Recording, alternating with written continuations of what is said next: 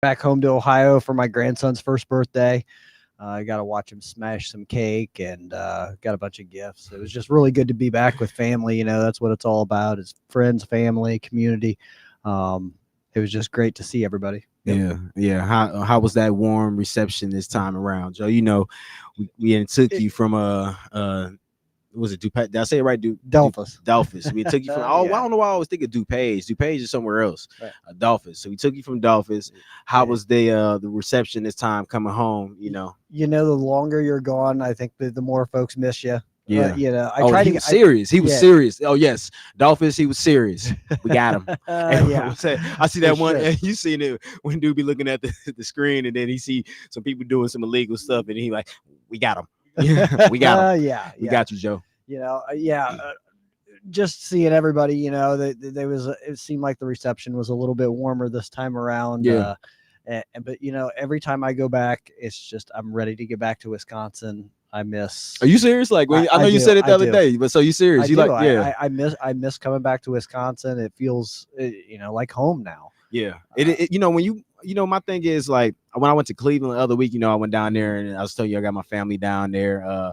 Big shout out to cousin Dwight, Aunt Doris, cousin Barbara, cousin Gabby, and everybody else down in Cleveland. When I got to Cleveland, man, I remember we was riding through, and I remember my aunt was in the car and my uncle was in the car. We was in Cleveland Heights. It's like, yeah, I could live in this area. Cleveland Heights is not a bad area, and the traffic was smooth, and it was a diverse area from what I've seen. It definitely had a nice presence of Black people in the community. But Cleveland, when I got there, I was like, okay, I can get used to it. So that Midwest, it's that Midwest vibe. I think that it may not be as hard to transition to coming from Ohio to Wisconsin. Yeah, Cleveland used to be. It used to not be one of the better cities in Ohio. Yeah. Once the Cavs won the championship, things kind of started to change a lot around the arena districts. Around some of those old industrial areas were transformed into livable space, and so it's really cleaned up a lot, and it's an impressive city. So I'm always interested. I know we talked last week about infrastructure and bringing in new people to cities, but also you want to make sure that the the current residents are able to enjoy the city just as much as the transplants that moved into a Cleveland, that moved into a Milwaukee. So I'm all for cleaning up like Milwaukee. Once they put up the Fiserv Forum, everything around was able to bring a bag in. If you got a bar or something in that vicinity, and you got the right menu and service, and of course here in Wisconsin, drink options, you're always going to have a crowd. So you also want to make sure that not only those businesses down there are thriving, but we trying to funnel some of this money up or up and out, whether it's going to the south communities or it's going to the north communities. We want to see that money circulate as well. So Cleveland did a great job, and has done a great job with just even adding additional hotels. That's one thing I noticed, man, when I was going through and we were looking at hotels that weekend, which we ended up staying with family. There was a lot of hotel options, right. And it's a smaller city than Milwaukee, and they have a lot of hotels. You see where they actually were really trying to invest and put their money into. Yeah, absolutely. They do this, a lot of communities you'll see, especially doing this, the Rock and Roll Hall of Fames there. You start to get some of these attractions that bring these a major attraction that brings these folks in. But you also have the hotel tax that usually goes to the county. Okay. So that's one way for the county to bring in a source of income is having that hotel tax. So when you have attractions and folks come into your city and stay in there, there's not only revenue for those businesses, but there's revenue that goes right back into the community as well. So having ample hotels, having those events, having those attractions that bring folks in is just as important, as having those staples for everyday folks, right? Yeah. So in order for us to have those, we need the money to make those happen. So that's one true. way to bring it in. Yeah, thank you, Joe. Appreciate that. We like talking about our local states and cities all the time because we like to see the transition, and we like to see the progression. I love seeing the progression in our city, and I want to keep working on progression for the north and northwest side. I want to see us come together and establish, our own little uptown area. The north side be a perfect area for an uptown area. Think about it. You gotta go uptown to really pretty much when you get in the city, it's an elevation city, it goes out when you start going up. So or it goes up when you start going out. So, we could have our own uptown area or bring it back, some up to date, gut some of these beautiful buildings. It's a couple of ideas I've got for myself. I of course want to keep them to myself at the moment, but if there's ever opportunity for me to get into invest mode or open or put my foot down to help, I would love to see more northwest side, and with proper security, proper protection for our people, and making sure that we treat it with the respect that it needs to have, because we need those opportunities. We need more places for our bands and live music to come. I want to go see Jermaine perform 4 or 5 days a week,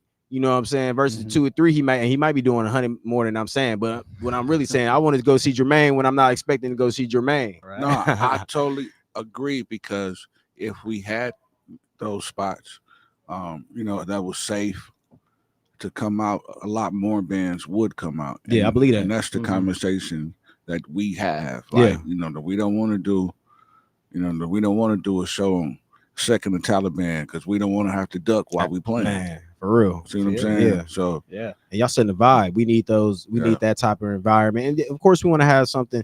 Make sure everybody can adjust to it, but it all has to be done with respect, and we got to start bringing respect back to our places of business and the places that we, that we go and receive whatever service. Because that's the main thing that I always seen within the years, is that somewhere, somehow, somebody has found a way to be like, I don't think tonight they should have a good night. No, man, it's a band in here. What you doing? Yeah. You can catch her and yell at her and it don't always be, male versus male. It just be some, encounters that be kind of weird sometimes. Yeah. Milwaukee, you might run into somebody you ain't seen 3 years, and last time y'all talked was on a hang up. Yeah. Brian, you both really hit an important point. You talked about investment. Yeah. There's things that you want to see, but that takes an investment by a person and somebody to put their own money up. Yeah. So in order for them to do that, they have to feel safe doing that as well, not only financially, but physically as well. So that's, again, I preach this every single time I come on the show. It's incumbent upon us in the community to make sure that we create those safe places and that we support these local businesses that do come into our neighborhoods. We respect them and support them and shop there. Yeah. Hey, you said that well. We were asked about everybody's weekend. Carver, you're not getting away with it either. Nope. Jermaine, hiding out over there. How you doing? How you doing over there? Oh man, I'm doing pretty good, Jack. How about yourself? Pretty good. How was your weekend? My weekend was great because CTC was in the place. Cut the check, baby. You better believe it. So yeah, I got paid this weekend, man. I did a show. Yeah. Nice. Played at Harborfest. Oh, that's what's up. Yeah. Matter of fact, I did see I seen a clip of your video. Yeah. Now where was that? Where was that? I was at Parkside. That was at UW Parkside. Oh, you was at a Parkside? Yeah. Oh, okay. I'm about to say that gym did look familiar. My sister graduated from there 2 years ago. Yeah, at Parkside. Okay, so and it had a really nice turnout. Man, it was nice crowd in there, man. Yeah, nice crowd. Yeah, they now how many bands performed with y'all? Oh man, it was. I don't know how many bands, but it was a lot of bands. It was on. We actually hit the stage at 5. Okay. So we went from 5 to about 7. Okay. Oh, y'all performed from 5 to 7? Yeah. Yeah, that's last time. Yeah. They got their money's worth. Yeah, I did too. That's what's up. That's what I like to hear. That's what we like to hear. You better believe it, Jack. Yeah. If it costs me, it's most definitely going to cost you. Yeah, I hear that. But yeah, so we actually had to open up for Jonathan Butler, so it was actually good. It was nice. Now, who's that? Who's artist? He's a national artist. He does gospel, blues, R&B, jazz. What was his name again? Jonathan Butler. Jonathan Butler. Okay. Yeah, I'm sure. I probably heard him. I'm sure I've heard his music. I would say I'm semi-musically inclined in a lot of places. I just, you know, you can't lose it once you play an instrument. yeah. I feel like it's always attached. I'll sit there and watch the percussionists and the keyboards and the bass all night just to watch the motion of their fingers and see how they doing it, because it's such a skill that like, you know, that part of your brain has to be on points. And that an artist will know if they slipping, if they know how, if they ain't playing it right. And I'm sure you might like, man, I just picked this up yesterday, I was playing it good. Today my brain is off, let me go ahead and go get something checked. You know. Yeah, that's true. Sometimes, well, I know for me, you know, I can just hear it, and once I hear it, I can see it. Yeah, and then I can play it. Yeah. So it's crazy how the brain works, but I'm grateful for it. That's one of the coldest skills, to be able just to hear it and then just hop on it and play it. In my head, I feel like I got that, but then when I get on there, it's like trying to find the keys. But some people get on there and they know where it's at out the gate. But I never really. I took piano class that 1 year. Did y'all take? I know. Did you take any piano class? I took it for like a dozen years. I took piano lessons, so I can play piano. So just to your point, it's like riding a bike. Yeah, I don't play often at all. Yeah. It might have been 7-8 years ago the last time I played, but I'll tell you what, I can sit down. And like you said, you'll make some mistakes, but it's like the feel is right back there. You know exactly where your fingers are supposed to go. You start to get that feel again. Muscle memory. Yeah, and it's just like riding a bike. I mean, you know, you may slip or wobble a little bit, but eventually you're right back on and riding again. So I took that 1 year piano class, but I did play the drums for like, let me see. Let's go from, what was that? Really, it's from like 96 to 03 from middle school to high school. Nice. So, you know, that was a whole bunch of bands. You know, we did the pep bands, symphonic bands, and depending on your skill level, you got the drum set. So I got a couple times with the drum set in middle school, you know, because we had a couple drummers that were better than me. One was Kent Amato. Man, he was cool dude. Went to school with Kent Amato, and then was another dude named Jeff. They both were pretty cold at this one song we used to play called "Go For It," and it had a crazy little solo. You had to be just real cold with your solo on that, and they had the solo down pat. And Ken was always good with the quads too. So yeah, he was real cold. He was colder at the quads than he was at the drum set, but. You know, I think that's a skill that, man, I mean, it builds up so many other areas as far as intellect in your brain as well when you take a piano, just as, you know, the way that, you know, respond and how you see life as well. I mean, not even just a piano, an instrument, you know, just learning how to, you know, read music, play music is a gift. And, you know, you got that, bring that gift back. I definitely want to get back into piano. That 1 year piano class, you know, I ain't gonna lie, I forgot that, you know, I was already playing the first few notes of Fur Elise before I took the class. I forgot everything we took in piano class. So, but you know, the thing that blows my mind are the marching bands in high school. Ooh, man, the folks that can march and stay in step and do all the formations and everything while playing the instrument. That takes a special level, right? Man, especially the tuba player, because that tuba is heavy. Yes. Yeah. And you walk flipping it around. Marching that joint with a big tuba is like, wow. I used to put it on bass drum. We used to have to do marching band in high school, which I skipped. I did not like. The reason why I skipped the marching band at Nicolay is because I grew up in Milwaukee. I didn't live in the suburbs. So guess what I seen on the weekend when I'm at the track with my auntie at 9, 10, 11 o'clock in the morning? I see Marshall's marching band. I see Kings when I grew up. I grew up 19th. We see Kings marching band when we used to hit the track. Y'all know King track right there. Be in the morning, used to hit King track. So I done seen all these schools and their marching bands, and I'm like, oh hell no!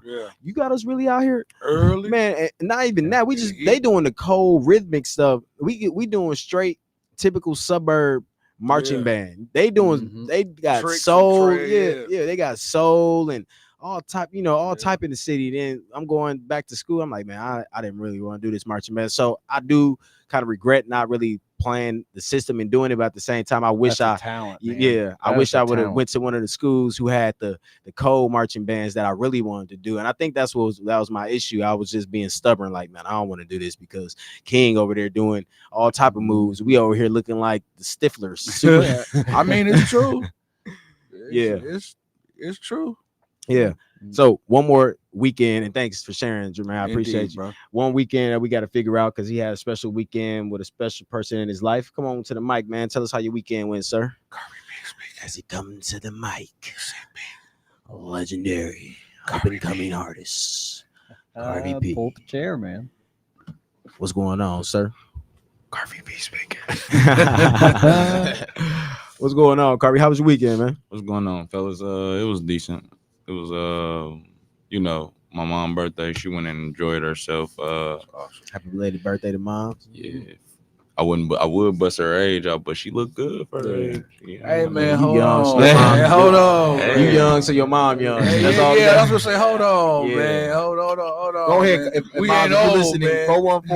414-444-5250. We ain't old. Hey, All the moms I want to talk to Carvey. don't even trip, mama. If you know I'm Carvey's jumping mom. on his heels. I'm jumping on his heels right now. Nah, Like, but- hold on, man. Nah, but I definitely she enjoyed herself, you know. Really ain't had too much to do with us. We just made sure that, you know, everything was all set up for the weekend, you know, house clean, you know, having money in her pocket, food in her stomach, you know, stuff like that. Yeah. That's awesome, man. Besides that, she went about her day. That's good. Yeah. Well, she got to have a good time. You said she went about her. Oh, went about come the on, day. man. Yeah. Taking care of the moms on the birthday. That's what you got to do. So we gonna have some topics today. Of course, we got some things to get in the mix about. Thank y'all for sharing. Joe, what you got? What you want to hit first before we just open it up, and then we just take this quick break, and then talk about whatever you got after the break. Yeah, man. I mean, still just blown away by the numbers from the August primary election. Again, best turnout in 60 years for the state of Wisconsin. You know, even especially in and around the Milwaukee area, throughout the municipalities, just really breaking the numbers down.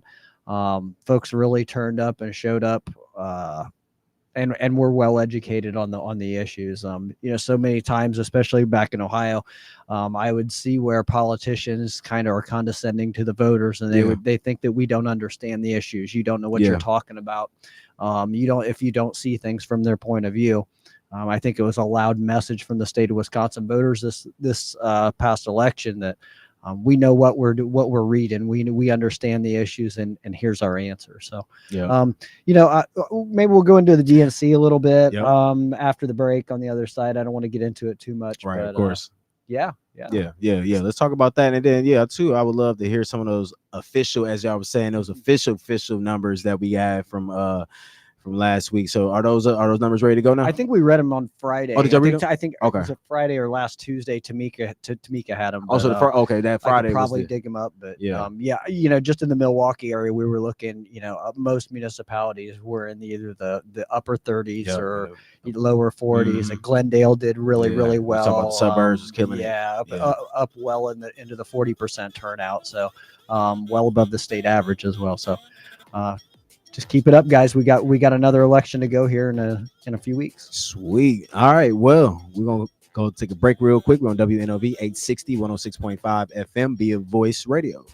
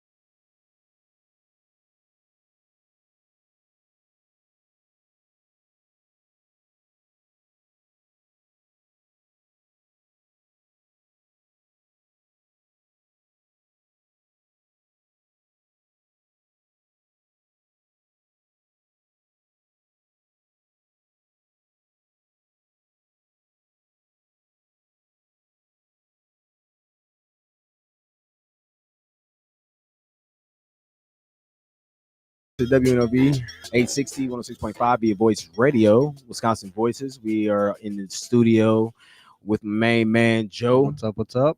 Drizzy Dre. Man, this was pretty busy. I know Joe got a couple topics for us, a couple things that he want to talk about. So, Joe, let us know. Yeah, I mean, I guess the big thing going on with is the Democratic National Convention happening in Chicago. Also, another big announcement that Vice President Kamala Harris will be in town later tonight at Fiserv Forum, along with Governor Walz. I do believe I read an email that said the Obamas would be joining. Yeah. So exciting stuff, going on. I don't know if you watched much last night, Brian, but there was a lot of energy in the room. It was a different energy, I think, than what we felt when the RNC was here in Milwaukee. And then, last night, I think the biggest ovation that I heard and the biggest reaction from the crowd was when former presidential candidate and Secretary of State Hillary Clinton took the stage to about you talking about the chant? 3, 4, 5 minute ovation followed by a chant. Yeah, I'm not going to repeat, right. But we heard about the chant. We seen the chant. Yeah, I seen I've been watching the just little highlights, just seeing what was going on.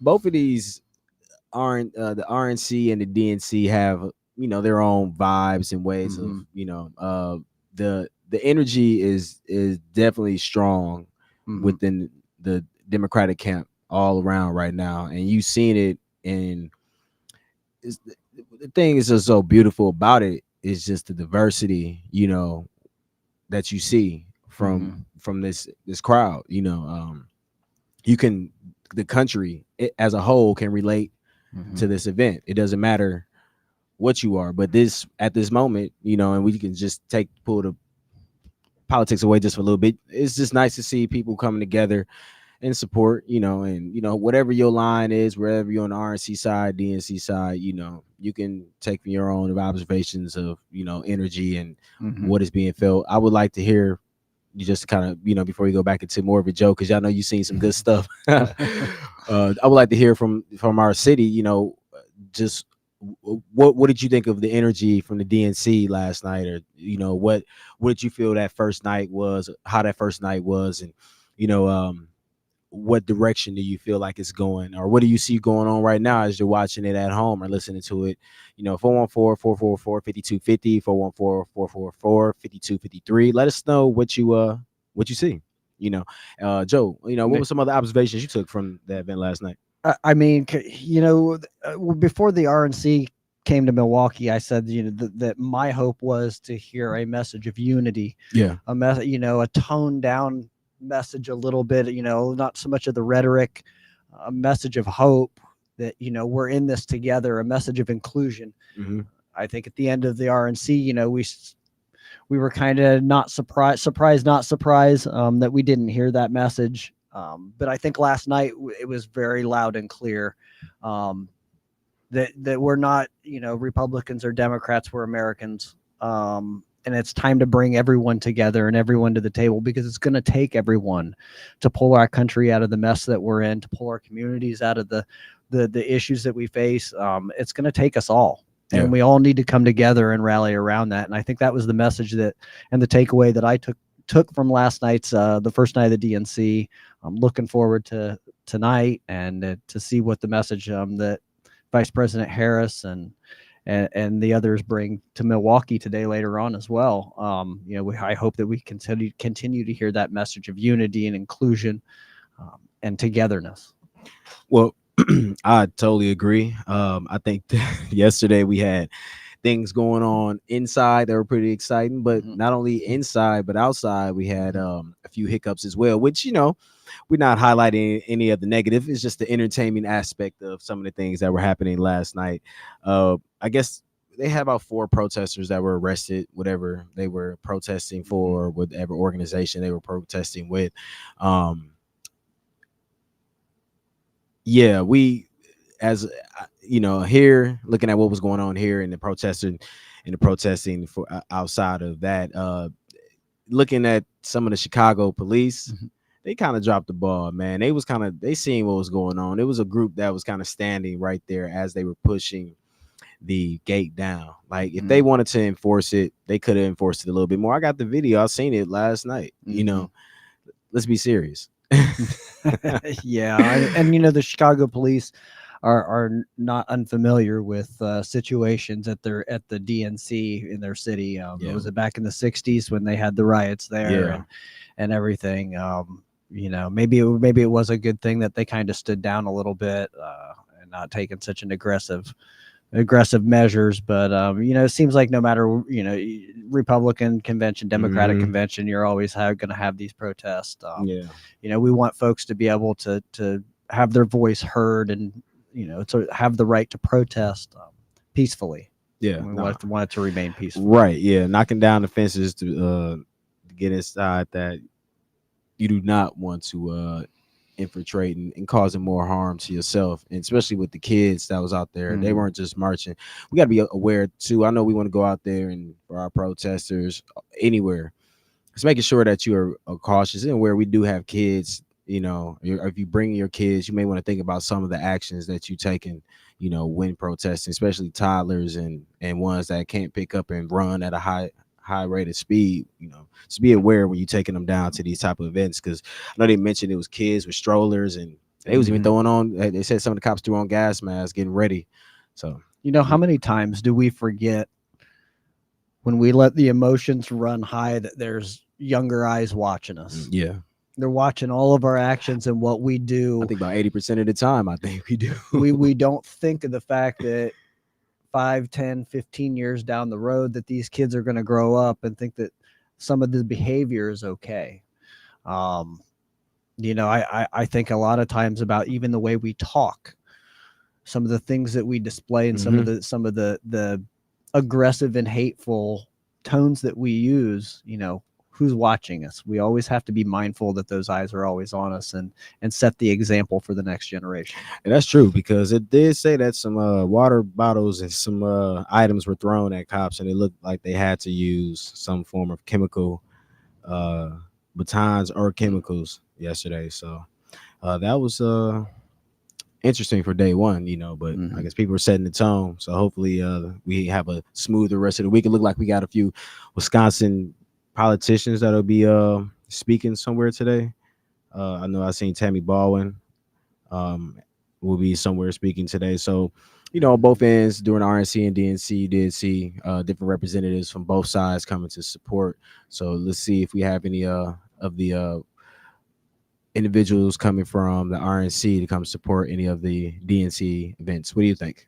Well, I don't know if you saw that the Republicans for Harris had 70,000 people on their call last week. And no, I didn't even see that. Yeah. So these are actual Republicans that are saying, and it's just amazing with all these calls, these Zoom calls. I think I've never seen this before in a presidential candidate, campaign or even a Senate campaign where you have these large Zoom calls of different groups that are all supporting the same cause. Yeah. I think they may have flipped a page and started something that you're going to see continue within the political cycles, where you have these calls. You saw the black women for Harris. You saw the white dudes for Harris. Tell me about that one. We've had He was the one that told me about that, actually. Yeah, and now we've had the Republicans for Harris, and all these calls designed to raise money and awareness and get out the vote for Vice President Harris. So just really neat to see. I think it's unique. It's a different approach to the campaign. So. Yeah. Okay. All right. Yeah. What's up, Jermaine? What you thinking? I just have a quick question, because I was just sitting here thinking as I was working. As a felon, and I'm not a felon, but as a felon, you're not able to vote, right? If not in a federal election. So not in a federal election, right? Correct. So you're not able to vote. Okay. So I'm very confused, because I just saw video footage probably the other day or last week when the voting and stuff that was going on. Uh, Trump casting his vote. And if you're a felon, you can't vote or be president, right? What's your answer, Joe? Can I? I mean, this is just a question because I don't understand. So I'm trying to. You would think in this world that if you are facing any major crimes that you will not be able to run Well, I'll tell you the this: quote unquote free world. He does live in Florida, Okay. and if you are convicted of a felony, you lose the right to vote in Florida. But there are different ways that you can restore your rights to vote. It might take some time to go through all those, and state by state, each state's probably going to be a little different. Okay. You can get your record expunged and all that, but I don't think he's had. Yeah, I was going to say, but don't you got to go through the process, right? Yeah, I would assume that you would have to go through that entire process and all that. So. Okay. Yeah. And it could be, he hasn't been sentenced, I don't believe yet. So Okay. that may have something to do with it as well. I'm not well versed on Florida election law.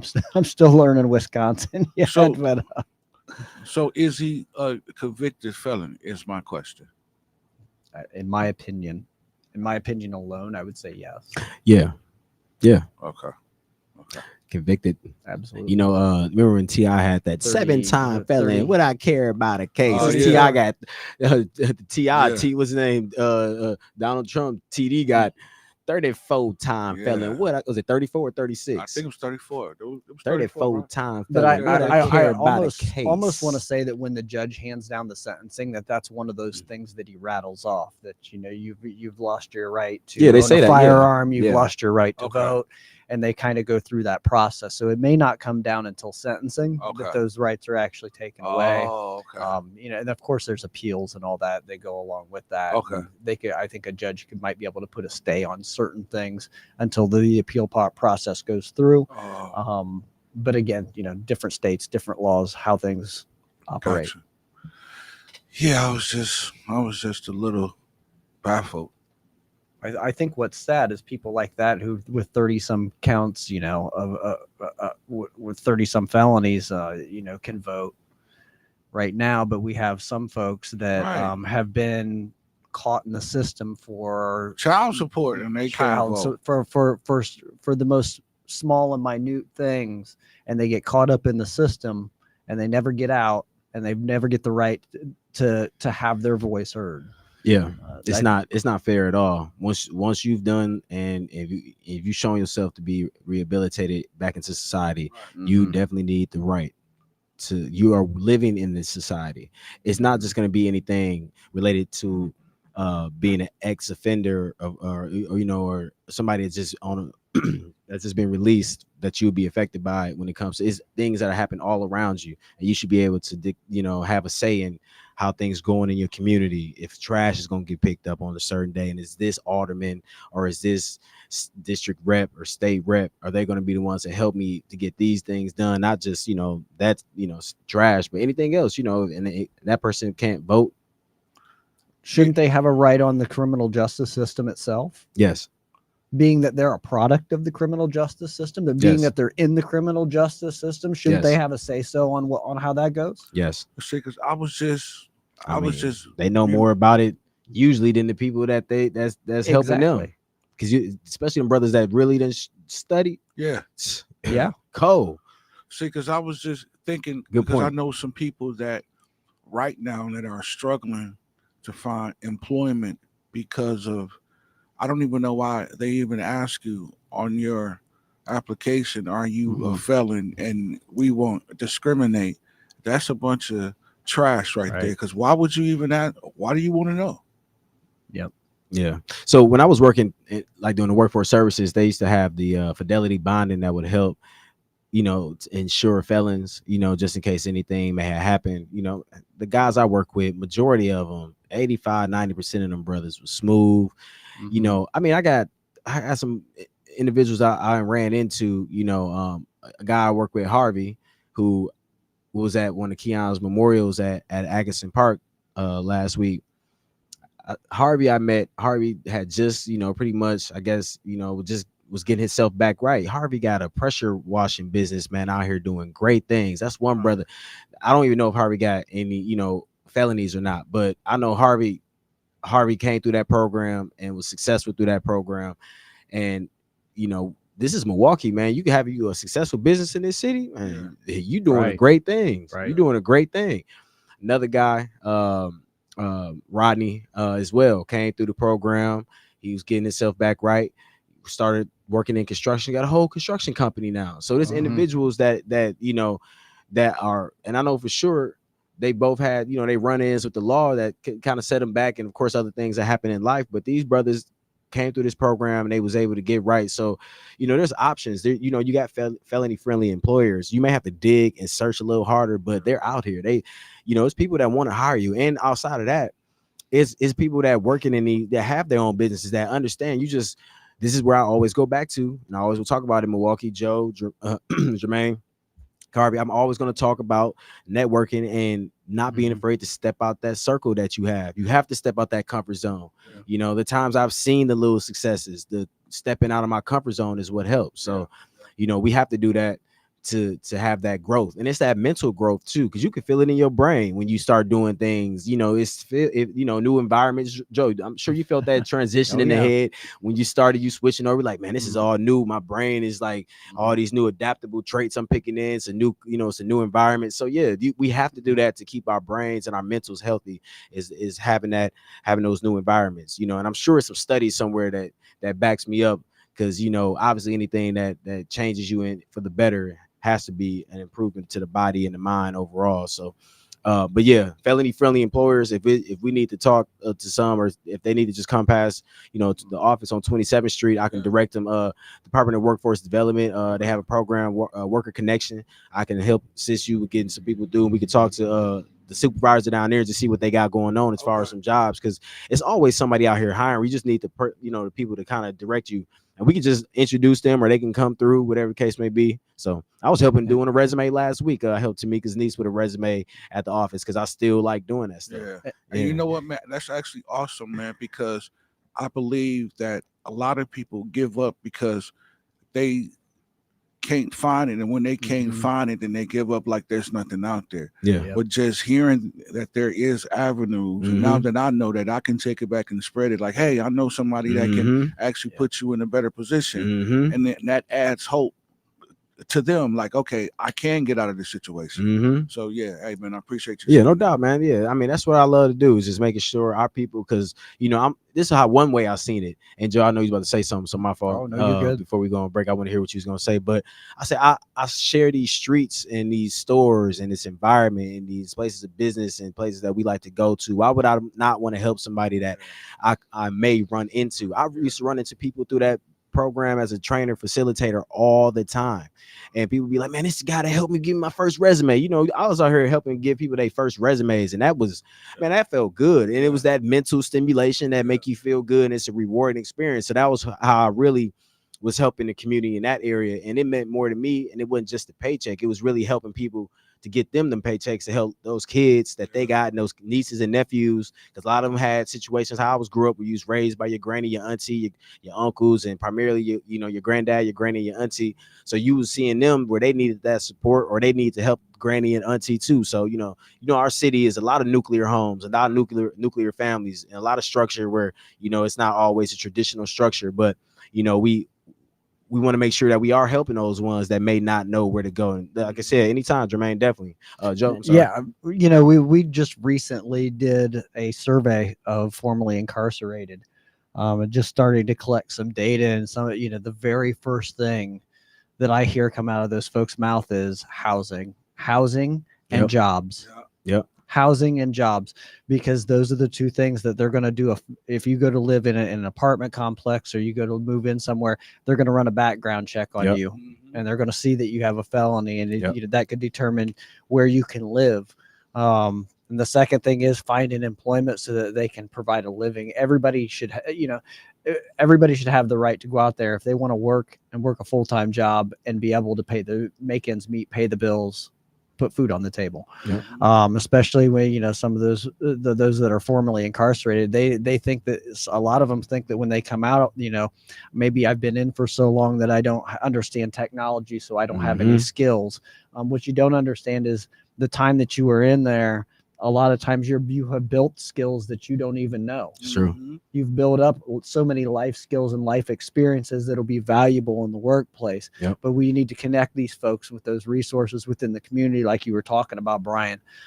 Getting them hooked up with those resources so that they don't just fall flat on their face when they come out, but that they have something to stand on, and that they become, you know, good and solid members of society, productive members of society, and can live a happy life, you know, build a family, build a life, Create that that peace. they always had. Yeah. Great, have that peace. Yes, create that next step where you just feel like you are the provider that you want to be. Doesn't matter, male or female, the provider that you want to be for your people. Yep. You know, your household, the ones that you love. It may not even have to be in your household. It could be your godson, it could be your godson's grandma, you know what I'm saying, whoever it is. And Joe, thank you for that. Well, I appreciate that a lot. Well, we can go ahead and take a break, man. Deep combos, I like that. Yeah, we're gonna end with what Joe said. That was a good way to go in the break. And then we'll come back. Maybe we'll just talk about some of the local things going on and maybe some other events going on this week. Yeah, and we'll close it also, out. Yeah. our concert coming up. So Absolutely. we are on WNOV 860, 106.5 FM, BA Voice Radio. We just showed the protest delegates getting kicked out. We'll be right back, y'all. This is interesting. Y'all have a great start to y'all morning.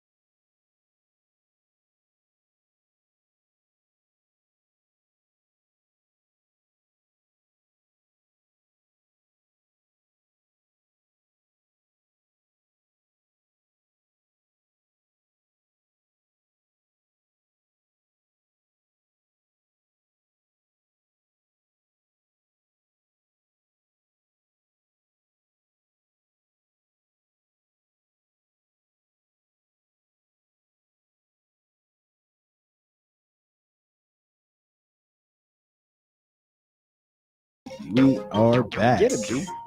Get it. Get it. You know, man, I used to dance more when I was younger when I used to go out. Man, I kind of slowed up. But then I see all these new cats, they be doing too much. I can't do all the sweating it out dancing, man. Especially, you be on, they be out there doing like 16 steps. And You yeah, do I not know. want to see me dance. Yeah. Like y'all, like the one thing y'all be doing in the, like, y'all be getting tired. Not you. I mean the group. My bad, Carly. My bad, Carly. Carly. Look, Carrie said, "Nah, y'all. My bad." Because I was like that too, Carly. When I was your age, bro. I didn't do all the, we had the little popular rappers back then, and they had the dancing and all that. I wasn't that guy. Yeah, thank you. What Carby said. I appreciate that. Man, musty as mud. You get out here, right? Hey, you coming up to the front like, what's going on? Get off me. Get off me. You smell. And then the diet don't be right. So they over here eating Cheetos all week and fried pickles and eating all the little chicken wing and stuff and little stuffed blue cheddar balls and ground beef. Man, look, ain't nobody man. Smelling like old Black and Mild smoke with a little Hennessy, man. And then you 20 coming up to him like that? Absolutely not. You supposed to come up smelling like a fresh baby. Don't be smelling like you've been at Summerfest for 10 hours. Right, hooping. Yeah, I'm gonna go to Summerfest. I'm gonna go hoop with him at McGov, and we're gonna slide over to Summerfest. Right, there you go. Yeah, right. A little two-step, little smooth, slide around and peep the scene and right, because you mess around and somebody see you on the other end and be like, "Hey, where I thought you were over there dancing with her. It's just a friend." Jeez. What we got going on this week? What do we got going on this week? Yeah. Yep. Yeah. We do got one event. Definitely talk about of course Keon's funeral will be this week. Do y'all have the information on that? I don't want to say because I heard that it has been some changes. Okay. So I really don't know. So I'm going to hold off on my end. Right. It'll be updates coming. So, we have a donation page on I know at least on our Facebook page. There's a QR code that you can go to donate. Yeah. Is it right here?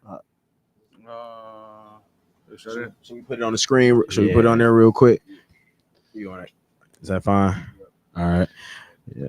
If you want to help out and just help with arrangements and with the family, there's a QR code. You can go to our Facebook page. There's a link there where you can go on and donate for Keon Jackson Malone. So yeah.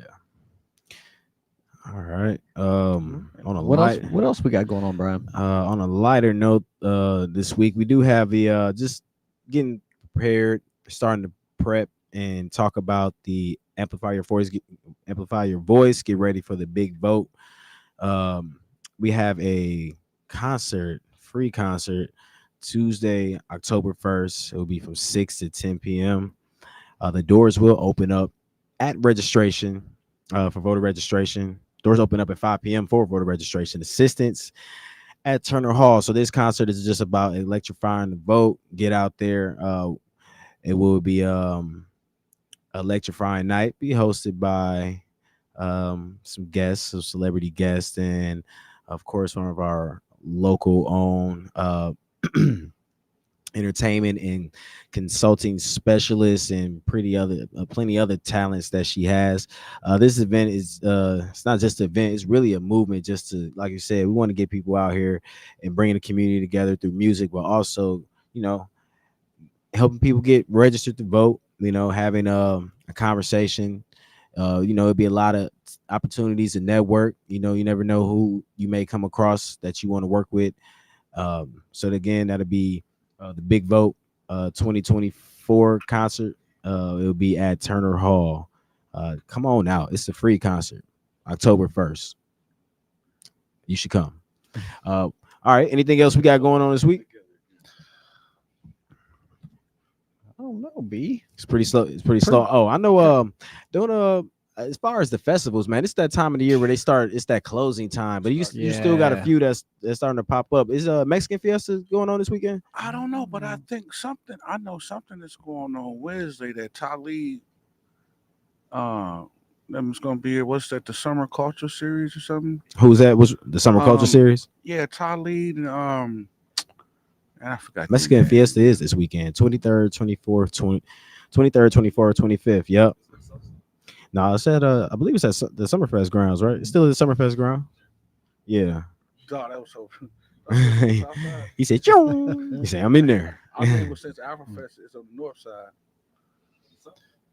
Yeah. I'll tell you a little bit about what's going on this week, though, and that is the start of the college football season. I'm very excited for that. The weather's even cooperating this morning. It was a little crisp out. It reminded me of football season. Got one Thursday night or Saturday night, I believe. So, yeah, awesome. I'm ready for football.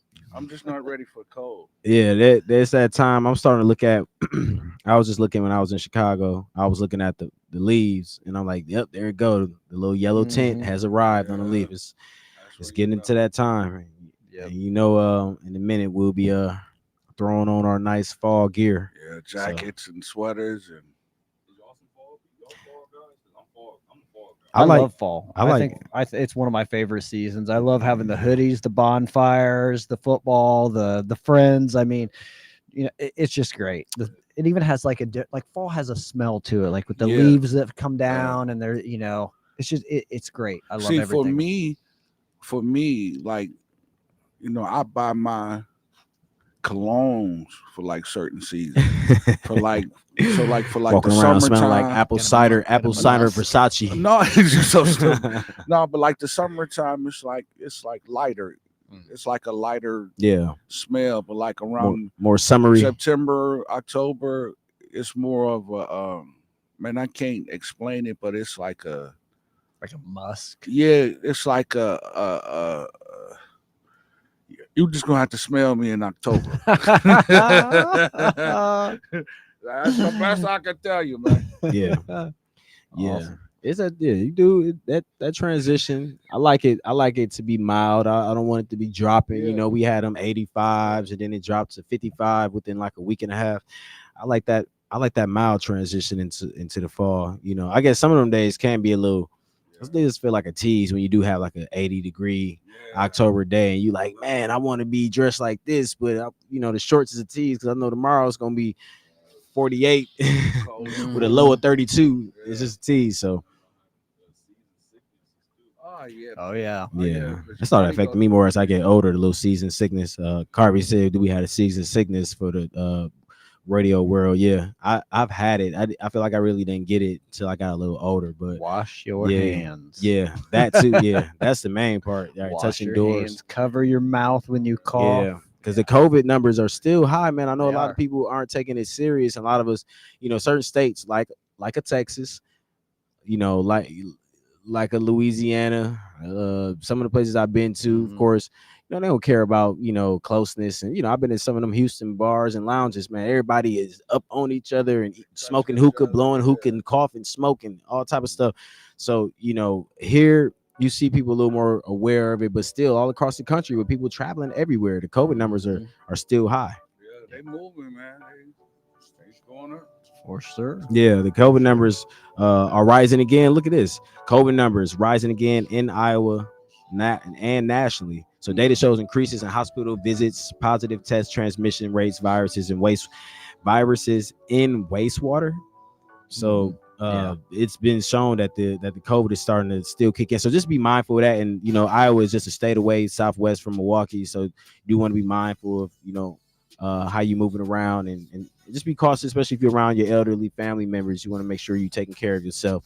Your vitamin C, your green tea, well, your moringa, your black seed oil, all that stuff. Just, you know, looking at some holistic options and herbal options for you. But, you know, we want to make sure that everybody's taking care of themselves and living long, fruitful lives.